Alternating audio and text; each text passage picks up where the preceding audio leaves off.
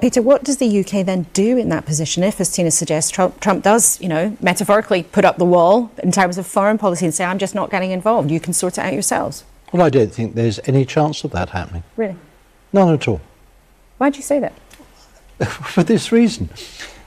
I mean, if President Trump were to abandon Europe, abandon NATO, and abandon the international order, the United States, as a result, would lose its allies, it would be less secure, and it would reduce its influence in the rest of the world. It would be a tremendous boon for our long-term strategic rival, where we face the greatest challenge, which is China. They'd be jumping for joy. And of course it would strengthen those who pose the immediate threats to us, who are Russia and Iran. So I really think there's almost zero possibility of President Trump proceeding in that way. But of course, is he happy about Europe's state of defence? No. Is he happy about the state of NATO? No, he isn't. Is he happy about the international order, state of the Union? No, he's not. So he will bring change. I'm not disputing that. I just think it's less likely to be the sort of unilateral isolationist change that some of the more alarmist people are talking about. Tina, are you an alarmist then? Peter's telling you you're wrong. I just think he's going to try to, obviously he said within 24 hours I will make a deal happen. And the only deal that could happen is Zelensky just giving up his desire to be in NATO and giving up the land that Putin has already taken. Tina, I think we can navigate a way through this, if I may.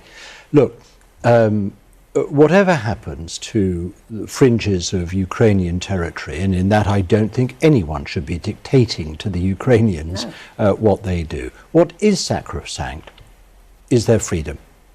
That's not up for grabs. That's not up for negotiation. So we've got to act in a way, together with the United States, to secure Ukraine's freedom and secure its borders so that Russia can't invade again. Now, I think both those things are possible, not by Ukraine joining NATO, but by NATO members offering security guarantees. And I think economically, we can offer a major long-term lifeline to Ukraine by establishing a much better, stronger, deeper economic relationship between Ukraine and... On the Laura Kuenssberg show, Mandelson discussed Donald Trump's potential return and what it could mean for a major upheaval for Ukraine and a possible cooling of the US-Europe relationship. He made an interesting point.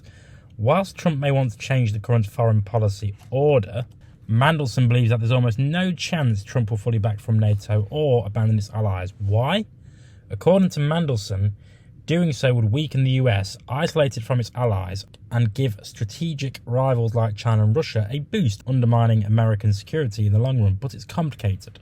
Trump's long-standing criticism of NATO and Europe's defence spending is well known, and he doesn't see Europe as a priority. Instead, he's more focused on China, and he views Russia as an ally in that conflict. Trump likely sees Ukraine as a European problem rather than an American one, something he'd rather leave for Europe to handle. If Trump does push for a settlement in Ukraine, it may involve cutting funds to Zelensky's government or pressurising Ukraine to agree to terms that favour Putin, like abandoning its bids to join NATO or the EU. The idea seems to be that Trump would appease Putin to strengthen an alliance against China, but that leaves Ukraine stuck in the middle, with the risk of losing critical support and no guarantee of real security. Of course, this raises a huge issue for the European Union. They have an opportunity to leverage their own stance on China, reminding Trump and the US that they won't stand by whilst Ukraine is pushed under the bus. Europe's message needs to be clear, that they're ready to collaborate on China but won't compromise on Ukraine. And while Trump himself is known for his unpredictable decision-making, the potential return of his administration could bring in advisors even more extreme than before, which could make Europe's job of diplomacy even tougher. People like Peter Mandelson might have a role to play here, possibly advising and trying to steer the Trump administration towards more balanced actions, but ultimately any diplomatic strategy will be difficult, and it's Trump's call in the end. These are truly complicated and uncertain times, but let me know what you think in the comments.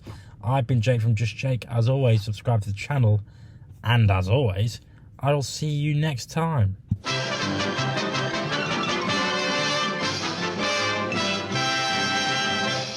You actually made it to the end of the video. If you would like to subscribe to the channel, which, why haven't you already, is somewhere over there. And also, if you want to watch more videos, also check out over there. I've been Jake from Just Jake. See you later.